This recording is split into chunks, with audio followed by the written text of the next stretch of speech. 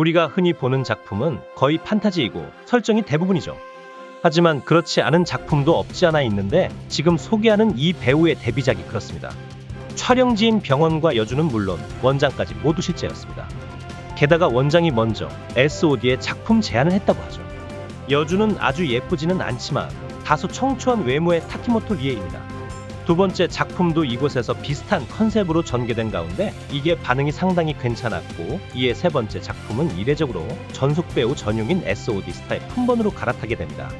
이렇게 타키모토 리에의 업계 활동이 본격적으로 시작되는 듯 보였습니다만 이 작품이 메이저에서의 마지막이었습니다. 작품 발매 후 타키모토는 본인의 유튜브를 통해 SOD와 감독을 저격하는 영상을 올렸는데 그 이유는 실정 강요가 있었다는 겁니다. 이때가 업계에 이런 문제가 한창 이슈가 된 직후라 대중매체들까지 이 내용을 전하면서 현지에서 많이 알려졌죠. 돌아보면 이상한 두 가지가 있습니다.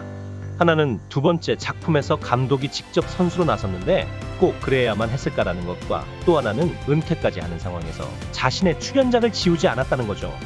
합의를 했다고 해도 그건 좀 의문으로 남습니다. 그로부터 3년이 지나고 타키모토 리에는 FC작에 출연합니다.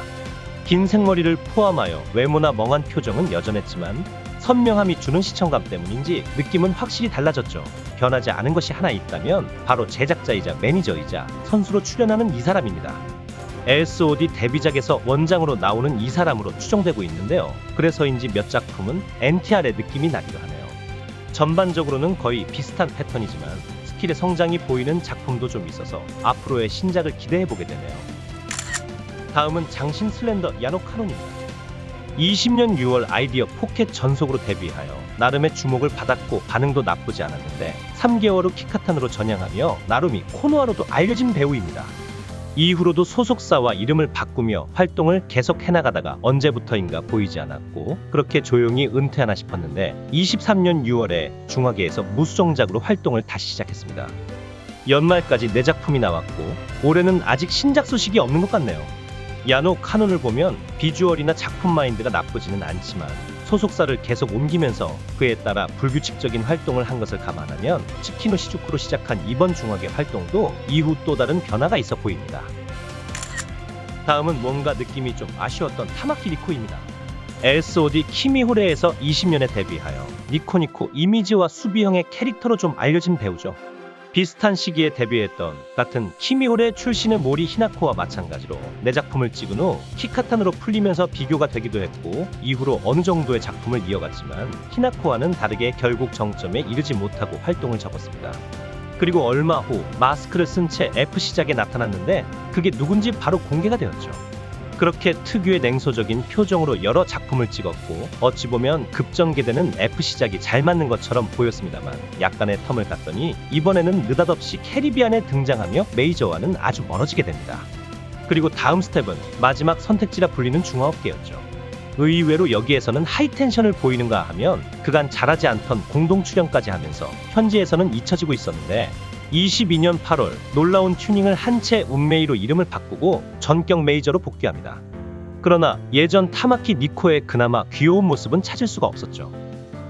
돌아보면 흔치 않은 다양한 행보의 배경이 본인이 가진 뭔가의 가능성을 여러 제작자가 봤다는 건데 그걸 다른 데에서 찾으려 했던 배우 중에 한 명인 것 같고 결국 이번에도 꽃을 만개하지 못하고 작년 말부터 작품 소식이 없네요. 다음은 개성감 있는 우사기 아이카입니다. 혼나카 전속으로 데뷔한 배우로 몇 작품 이후 바로 키카탄으로 풀렸고 2년 정도 여러 작품을 해왔으나 딱히 기억될 만한 작품을 남기지는 못한 것 같습니다. 데뷔 초반 카와이 느낌에서 이후로는 슬렌더 몸매를 살린 다소 순종적인 직장인 설정의 작품을 찍었는데 눈매가 좀 예사롭지 않아서 거리감이 좀 느껴지기도 했죠. 결국 더 가지 못하고 그해 연말에 은퇴했습니다만 22년 중화계에서 금발의 비주얼로 변신하여 다소 센 느낌으로 재데뷔했습니다. 이전에 호불호가 좀 있는 편이라 반응이 갈리기도 하지만 선명한 작품으로 봐서인지 신선한 느낌도 있는 것 같고 최근의 신작은 알려지지 않고 있습니다. 마지막으로 소개할 배우는 나카타니 레이나입니다. 보기보다는 나이가 꽤 있고 VHS 시절까지 거슬러 올라갈 정도로 연식이 좀 있지만 동안으로 회자되는 배우로 대략 2005년 정도에 데뷔하여 주로 단체물에 가끔씩 출연하다가 본격적으로 알려진 건 아마도 도쿄아세 이 작품으로 보입니다.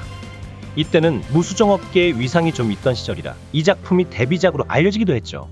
이후에도 여러 개의 무수정작에 출연하는가 하면 메이저 업계를 넘나들며 가늘고 길게 기획이나 키카탄 배우로 띄엄띄엄 활동하다가 17년에 마돈나에서 출시된 드라마작으로 공식적인 재데뷔를 하였고 이후 키카탄으로 풀리면서 뒤늦게 주목을 한창 받기도 했습니다. 한국 배우와 닮았다는 얘기가 좀 있었는데 돌아보면 시대를 잘못 만난 배우이지 않나 생각되기도 합니다. 22년 하반기부터 작품 출시가 없긴 하지만 업계 커리어나 그동안의 활동 텀을 감안하면 은퇴하진 않은 것 같고 최근 누님들의 시장이 괜찮은 추세여서 다시 마돈나에서 보기를 바라봅니다. 오늘 이야기는 여기서 줄이겠습니다. 영상에서 소개한 작품들은 일주일간 무료로 다운받을 수 있는 곳을 고정 댓글에 안내해 드렸으니 참고하시기 바랍니다.